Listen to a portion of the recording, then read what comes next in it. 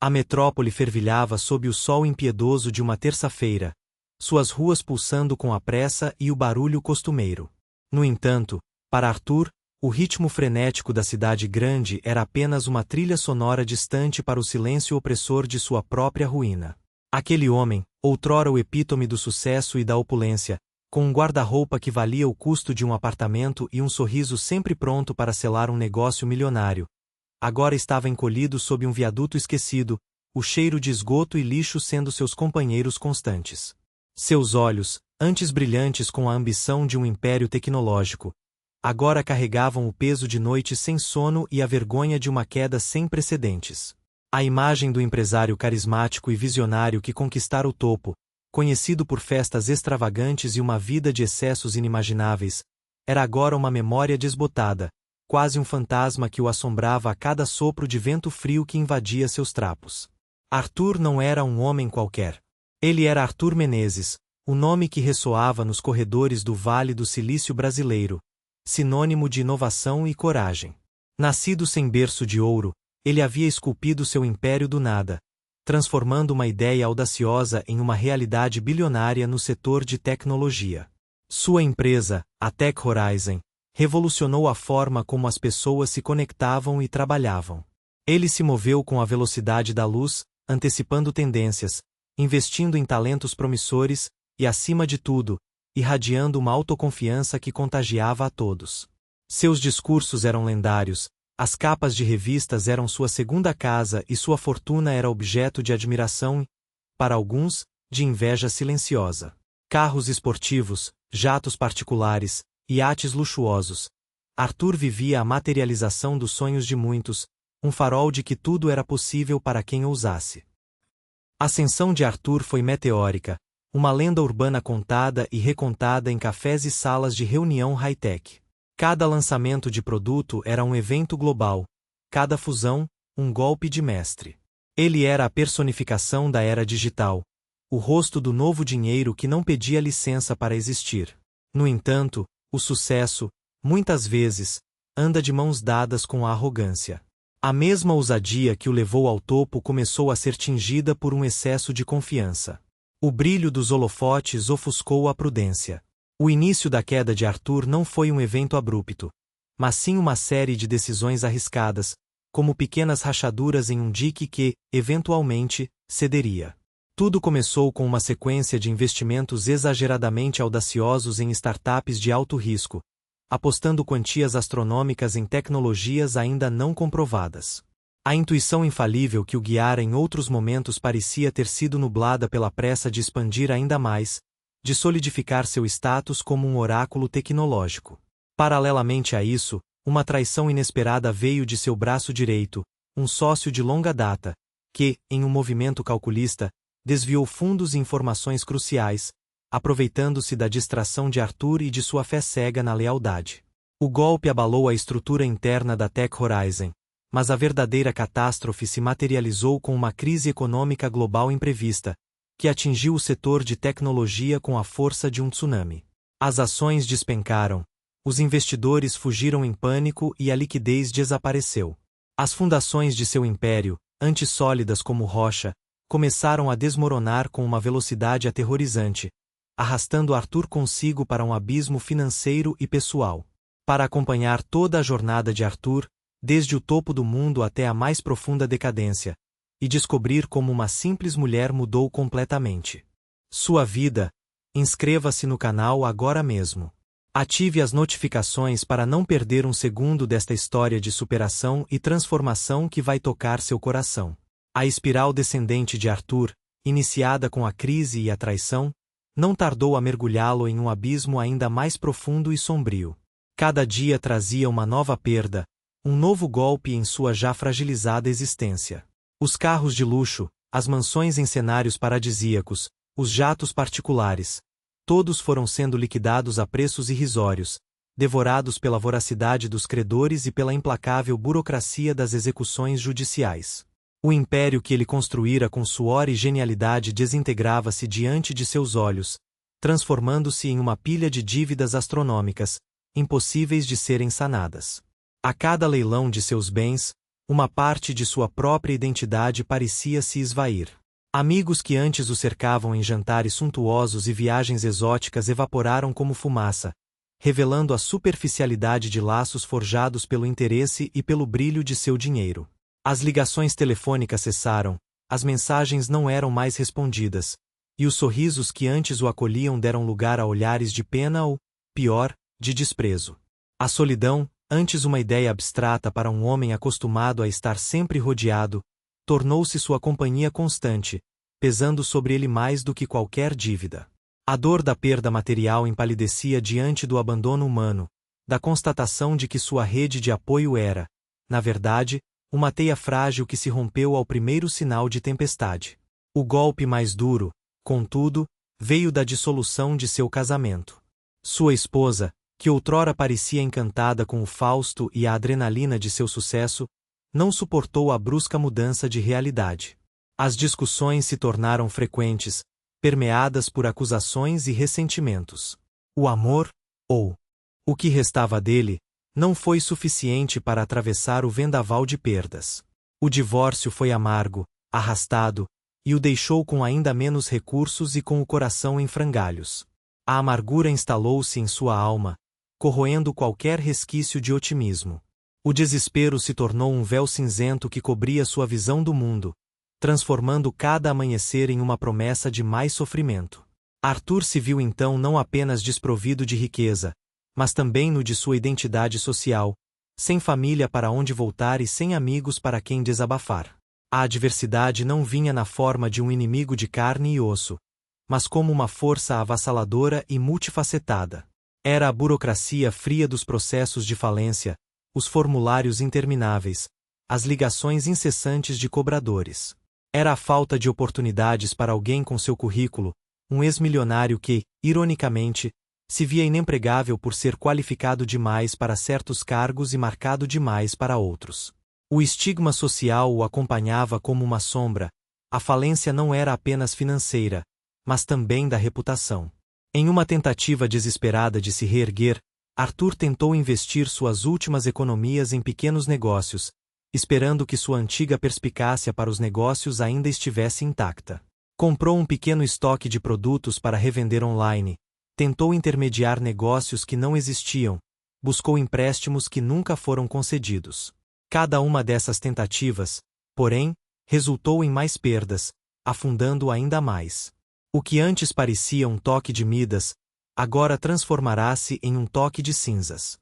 A sorte havia-lhe abandonado por completo. A cada fracasso, o fundo do poço parecia mais distante, e a cada nova porta fechada, Arthur sentia o chão sob seus pés ceder.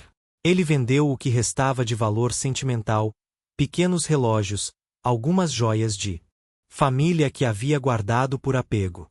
Usou o dinheiro para alugar um quarto modesto em uma pensão barata, seu último refúgio da rua. Mas as dívidas acumulavam-se, o aluguel atrasava, e a tolerância do proprietário se esgotava. A cena final de sua deterioração foi a expulsão da pensão.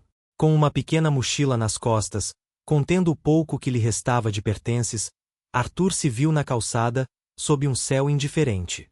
A vergonha e a desesperança o consumiam por inteiro. Aquele que um dia comandou impérios, que esteve no topo da pirâmide social, agora não tinha para onde ir. As ruas da mesma cidade que ele um dia conquistou tornaram-se seu novo e temível lar, onde a promessa de um amanhã melhor parecia uma miragem cruel e distante. A vida nas ruas de São Paulo era um batismo de fogo para Arthur, uma realidade brutalmente distante da opulência que ele um dia conhecera. Cada noite era uma batalha contra o frio cortante que se infiltrava em seus ossos, mesmo sob os jornais velhos que tentava usar como cobertor. A fome era uma companheira constante, uma dor lancinante que o lembrava de sua nova condição a cada ronco de estômago. Ele se tornou invisível em meio à multidão apressada, um vulto na paisagem urbana que ninguém se dignava a olhar, muito menos a ajudar. Seus olhos, antes cheios de fogo e ambição, agora refletiam a exaustão e a resignação, perdidos em um mar de rostos estranhos que passavam por ele sem sequer um vislumbre de reconhecimento. O silêncio da noite era muitas vezes interrompido pelos sons da cidade que nunca dorme, mas para Arthur, era na solidão de seus pensamentos que o verdadeiro tormento se manifestava. A dignidade que ele tanto prezava foi sendo corroída dia após dia. Pedir esmolas era um ato de humilhação que o matava por dentro, mas a necessidade era mais forte que o orgulho. Os dias se arrastavam em uma monotonia dolorosa, pontuados apenas pela busca incessante por comida e por um lugar seguro para passar a noite. A esperança, um dia tão vívida, era agora uma brisa fraca, quase imperceptível. A fé, que ele pensava ter em si mesmo, estava testada ao limite. Ele questionava cada escolha, cada passo que o levará àquele ponto, sentindo-se um náufrago em um oceano de desespero, sem um farol para guiá-lo. A cada novo amanhecer, a luta recomeçava, mais árdua e cruel, e ele se perguntava quanto tempo mais conseguiria suportar. Foi em meio a essa escuridão existencial que um raio de luz, tênue mas firme, começou a surgir. Não era o brilho ofuscante dos holofotes ou o cintilar do ouro, mas o fulgor singelo de uma alma genuína. Em uma esquina movimentada do bairro, onde o cheiro de café se misturava ao aroma de pão fresco, Arthur começou a notar uma mulher. Chamava-se Maria.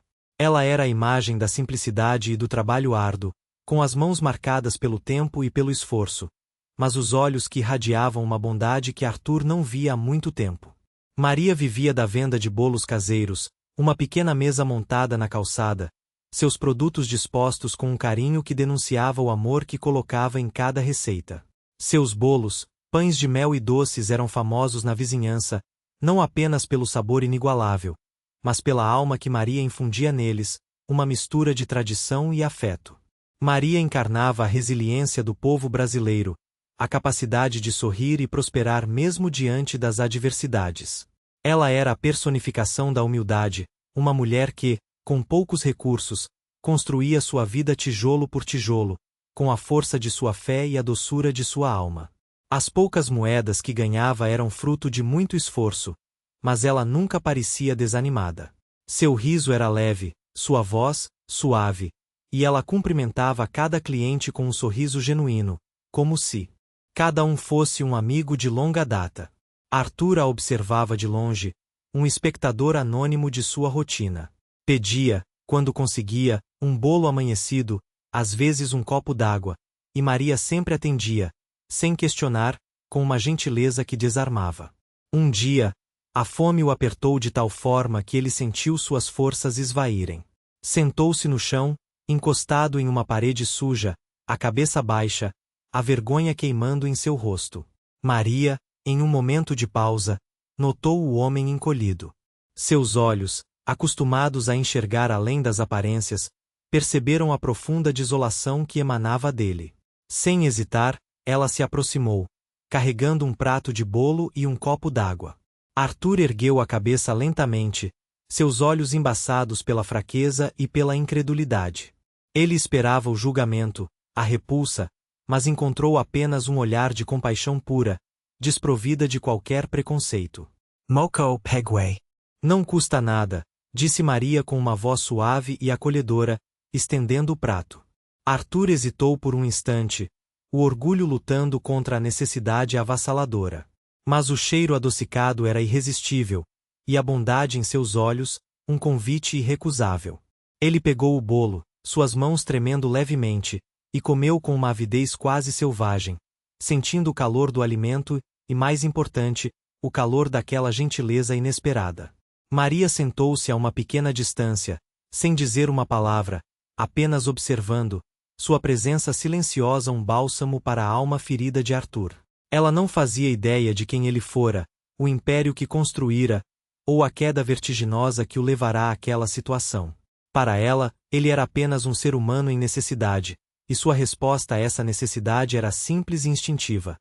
Compaixão e um pouco de calor humano em um mundo que parecia ter esquecido como ser gentil. Aquele gesto simples de Maria, um pedaço de bolo e um copo d'água, foi o primeiro elo em uma corrente de bondade que Arthur, em seu estado de desespero e desconfiança, não sabia como reagir. Ele havia se acostumado à indiferença, à repulsa e, por vezes, à crueldade que a vida nas ruas impunha.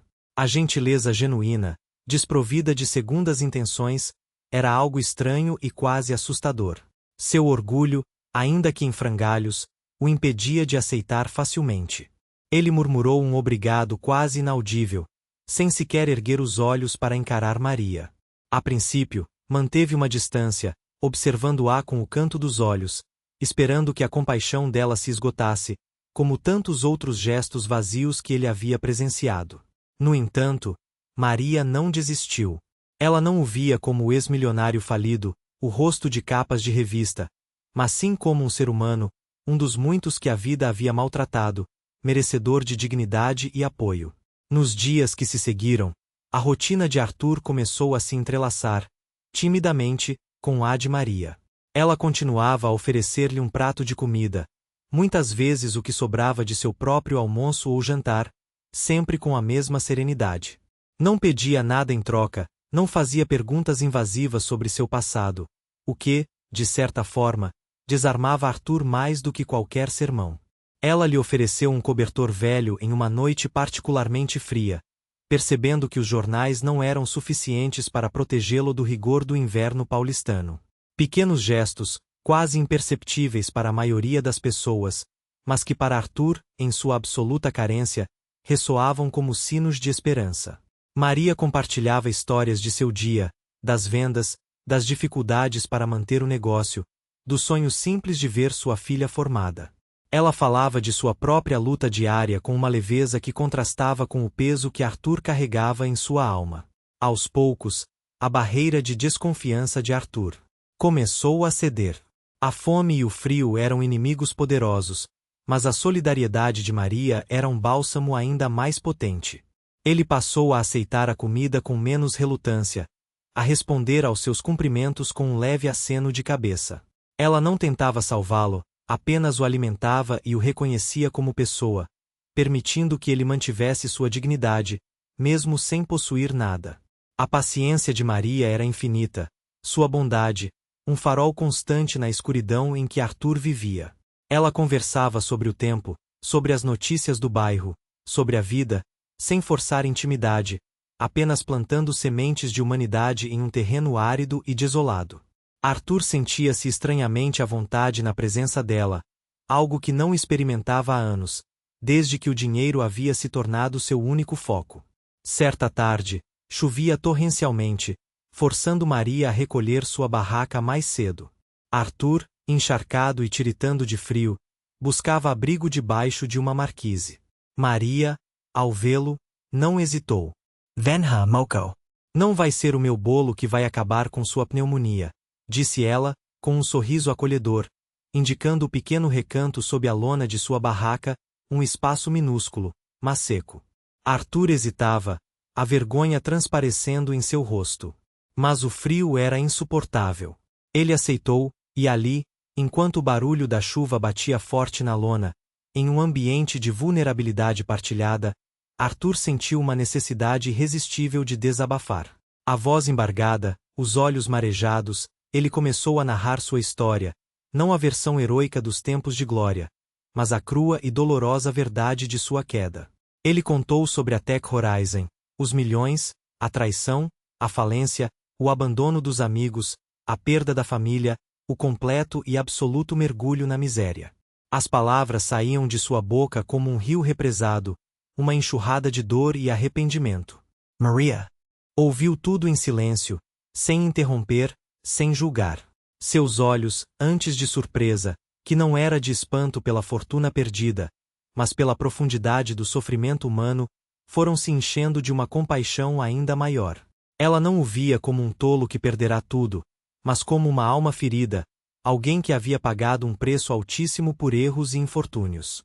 Quando Arthur terminou, exausto, Maria, com a voz suave e cheia de ternura, apenas disse: "O passado é uma estrada que a gente já percorreu, moço.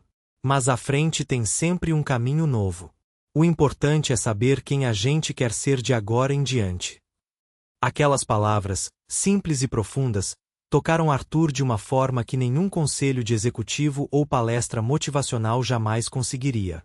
Não havia julgamento em seu olhar, apenas a promessa de que, apesar de tudo, a humanidade ainda podia ser encontrada nos lugares mais inesperados.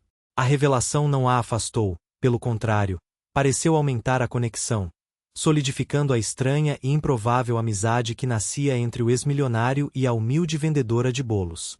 A amizade com Maria abriu os olhos de Arthur para um mundo que ele nunca havia notado antes, um universo de resiliência, solidariedade e dignidade das pessoas simples, valores que ele, em sua vida de luxo e ambição desmedida, jamais havia contemplado. Ele começava a perceber que existiam riquezas muito além do dinheiro, da ostentação e do poder. Maria, com sua persistência silenciosa e sua bondade inabalável, mostrou-lhe a beleza da existência forjada na luta diária, na honestidade do trabalho e na pureza dos sentimentos. O que antes lhe parecia miséria, agora se revelava como uma forma diferente de abundância, onde o valor de cada gesto humano era imensurável. Ele via a forma como ela se relacionava com os vizinhos, a troca de favores, o apoio mútuo, coisas que o dinheiro não comprava, mas que ele agora ansiava possuir. A simplicidade da vida de Maria, longe de ser um sinal de carência, irradiava uma vitalidade e um propósito que ele, em seu auge financeiro, jamais havia experimentado. As conversas que tinham, enquanto ela preparava os bolos ou ele a observava atender os clientes, eram como aulas sobre a vida real, desprovidas de jargões corporativos e repletas de sabedoria popular. Ele aprendeu com ela a valorizar o nascer do sol, a apreciar o sabor de um pão fresco, a entender a importância de um bom dia sincero. Os valores que ele havia negligenciado por tanto tempo começavam a florescer em seu coração. A ganância e o orgulho, que um dia o definiram, davam lugar a uma humildade genuína e a um desejo de reconexão com o essencial. Ele via na luta dela, não um sinal de fraqueza, mas de uma força que transcendia qualquer fortuna, uma força que ele desejava reavivar em si mesmo. Foi nesse período de despertar que Maria, com sua perspicácia natural, percebeu que Arthur precisava de mais do que apenas comida e um lugar seco. Ele precisava de propósito, de um caminho para canalizar a energia que, apesar de tudo, ainda ardia dentro dele.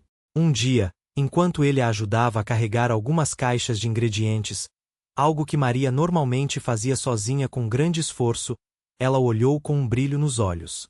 Arthur, ela disse, usando seu nome pela primeira vez em vez de moço, um sinal de que a barreira havia caído de vez. Você não pode ficar apenas assim, sem fazer nada. Suas mãos não foram feitas só para carregar peso. Me ajuda aqui, no meu negócio. É pouco, mas é honesto. A proposta de Maria era simples e direta. Ela ofereceu a Arthur um pequeno trabalho em sua humilde casa, que também servia como sua confeitaria improvisada. Ele ajudaria na produção dos bolos, descascando frutas, misturando ingredientes, limpando as formas, principalmente, na entrega dos produtos para os clientes mais distantes. Era um recomeço modesto, quase invisível para o mundo que um dia o conheceu, mas fundamental para ele. Não havia salários exorbitantes, bônus milionários ou projeções de lucro astronômicas. Havia apenas a oportunidade de trabalhar, de ser útil, de sentir o valor do próprio esforço. Arthur hesitou por um momento, a ideia de suas mãos, que um dia assinaram cheques de milhões, agora amassando farinha, ainda parecia um choque. Mas o calor do convite de Maria e a necessidade de se reerguer foram mais fortes que o orgulho ferido. Ele aceitou, com uma gratidão silenciosa que Maria compreendeu sem precisar de palavras. Os primeiros dias foram desafiadores. Arthur, acostumado a comandar equipes e a lidar com abstrações financeiras, era desajeitado no trabalho manual. Quebrava ovos, derramava farinha, queimava os dedos. A precisão exigida na cozinha, onde cada medida importava, contrastava com a fluidez de seus antigos negócios. Ele sentia a frustração borbulhar, a inaptidão o incomodava profundamente. Muitas vezes, pensava em desistir, em voltar para a segurança do anonimato das ruas, onde suas falhas não seriam tão evidentes. Maria, contudo, era um poço de paciência. Nunca o repreendia, apenas o instruía com mansidão, corrigindo seus erros com um sorriso. Não se preocupe, Arthur. Tudo é questão de prática. E você tem um dom para aprender, eu vejo. A fé inabalável que Maria depositava nele, mesmo diante de suas trapalhadas, era o combustível que Arthur precisava. Ele começou a se dedicar com afinco, determinado a dominar cada etapa do processo. As manhãs começavam cedo, com o cheiro adocicado dos bolos assando, e ele se via imerso em uma rotina que, embora exaustiva, trazia uma satisfação que o dinheiro nunca havia. Proporcionado. A cada bolo que saía do forno perfeito, a cada entrega bem-sucedida, uma chama de propósito reacendia-se dentro dele. Ele não estava construindo um novo império financeiro, mas estava reconstruindo a si mesmo, tijolo por tijolo, bolo por bolo. A cada sorriso de um cliente satisfeito com as entregas que fazia, a cada elogio à qualidade dos doces de Maria, ele sentia um novo tipo de valor, um valor que não podia ser medido em cifras, mas em dignidade e em conexão humana. Ele estava aprendendo que a verdadeira riqueza não estava no que se acumulava, mas no que se compartilhava, no que se construía com as próprias mãos e no impacto genuíno que se tinha na vida dos outros. A vida, sob a perspectiva de Maria, era uma obra em progresso, e Arthur, finalmente, estava pronto para assumir seu papel. Era como se o universo conspirasse a favor deles.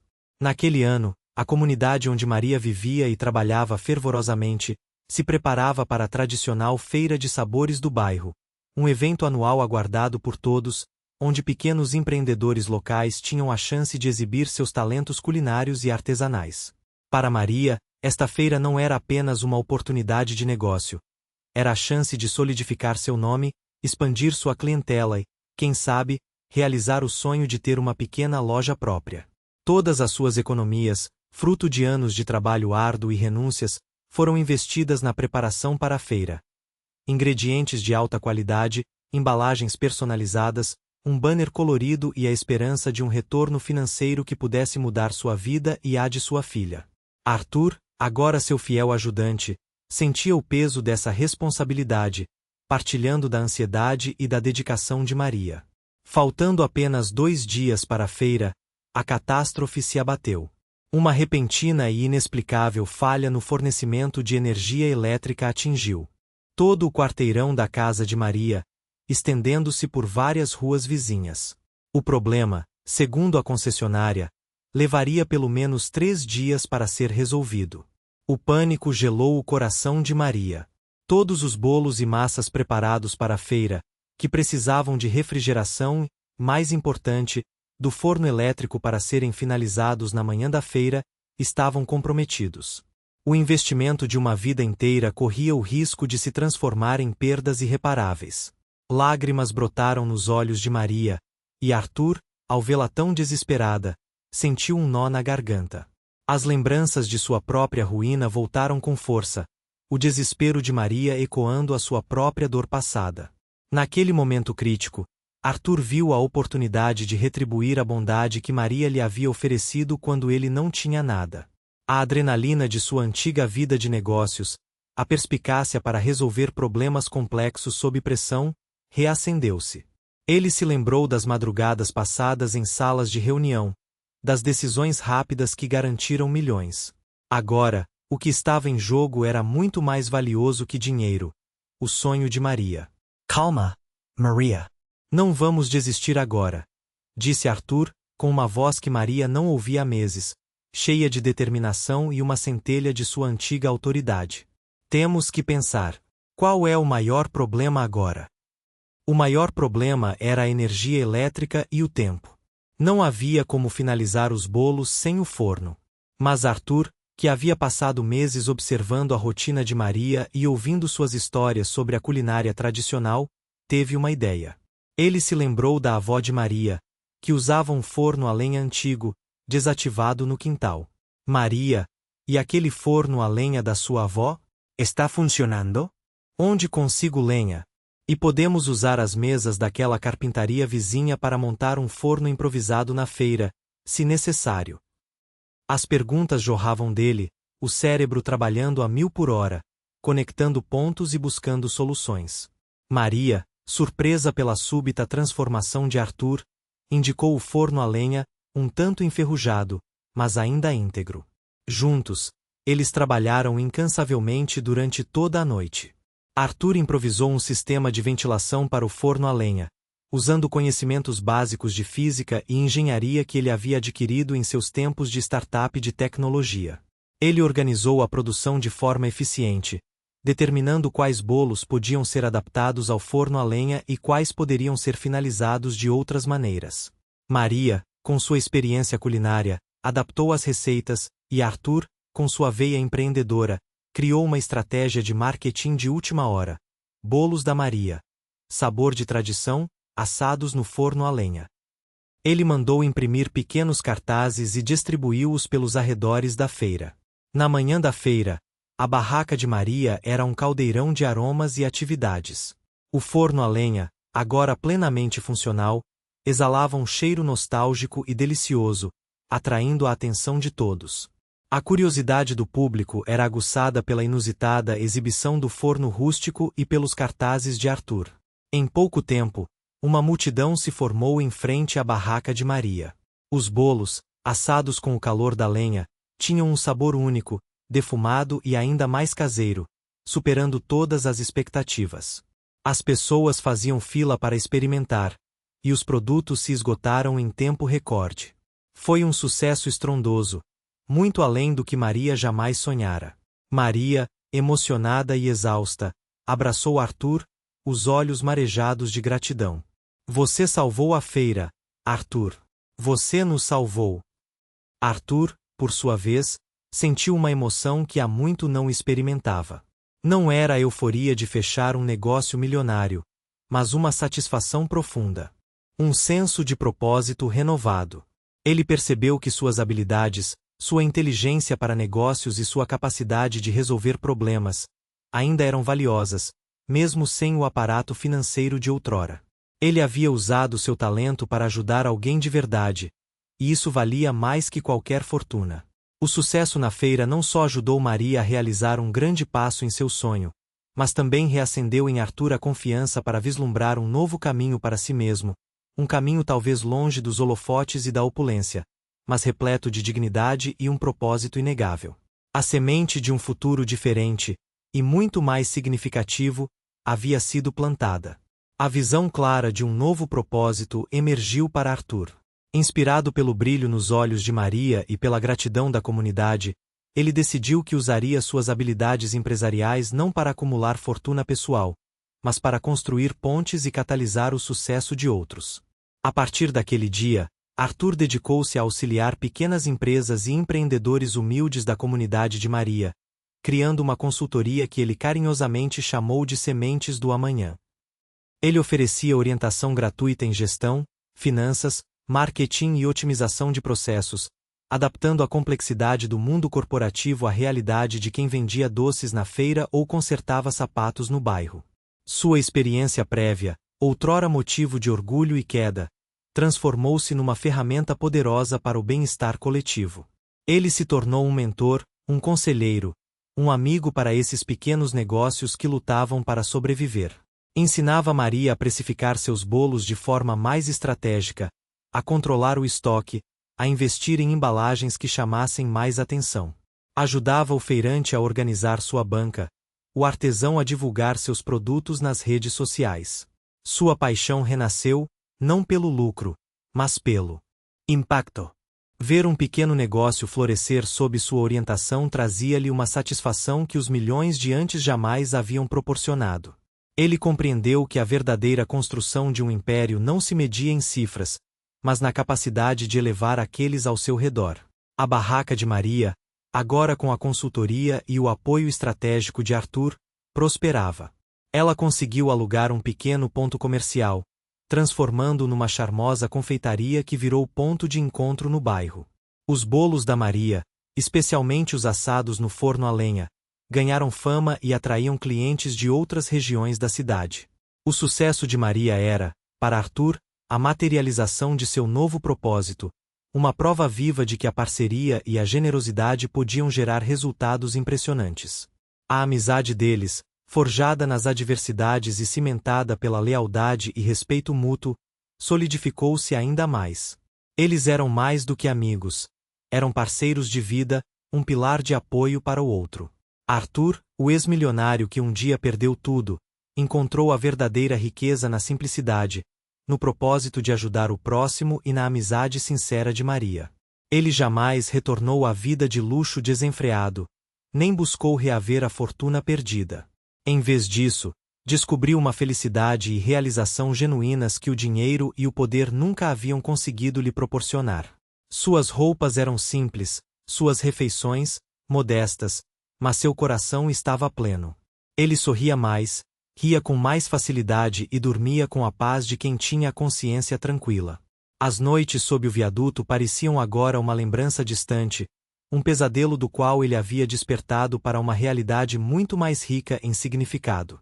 A vida lhe ensinara que a essência da existência não estava nos bens materiais, mas nas conexões humanas, na capacidade de se levantar após uma queda, na humildade de aprender com quem tem pouco, mas oferece muito. Maria, a mulher humilde e trabalhadora, não apenas mudou a vida de Arthur, mas o ajudou a reencontrar a si mesmo, a versão mais autêntica e valiosa de quem ele poderia ser. Ele não era mais o Arthur Menezes, o magnata da tecnologia, mas sim Arthur, o amigo, o mentor, o homem que havia encontrado seu verdadeiro lugar no mundo ao lado de Maria, compartilhando o aroma dos bolos recém-assados e a satisfação de uma vida bem vivida, cheia de propósito e de amor ao próximo. A jornada de Arthur nos mostra que, às vezes, é preciso perder tudo para encontrar o que realmente importa. Que a bondade pode surgir nos lugares mais inesperados e que a verdadeira riqueza se mede pela capacidade de impactar positivamente a vida de outras pessoas. A história de Arthur e Maria é um lembrete poderoso de que a esperança e a humanidade podem florescer mesmo nas circunstâncias mais difíceis. Se você se emocionou com essa transformação e acredita no poder da empatia, deixe seu like neste vídeo e compartilhe essa história com seus amigos e familiares. Queremos saber: qual é a sua definição de verdadeira riqueza? Deixe seu comentário abaixo. E não se esqueça de se inscrever no canal para mais histórias inspiradoras como essa. Ative o sininho para não perder os próximos vídeos, que trazem reflexões profundas sobre o verdadeiro valor da vida e o impacto transformador da bondade humana. E para continuar sua jornada de autoconhecimento, assista agora mesmo ao nosso próximo vídeo sobre como encontrar propósito em tempos de crise.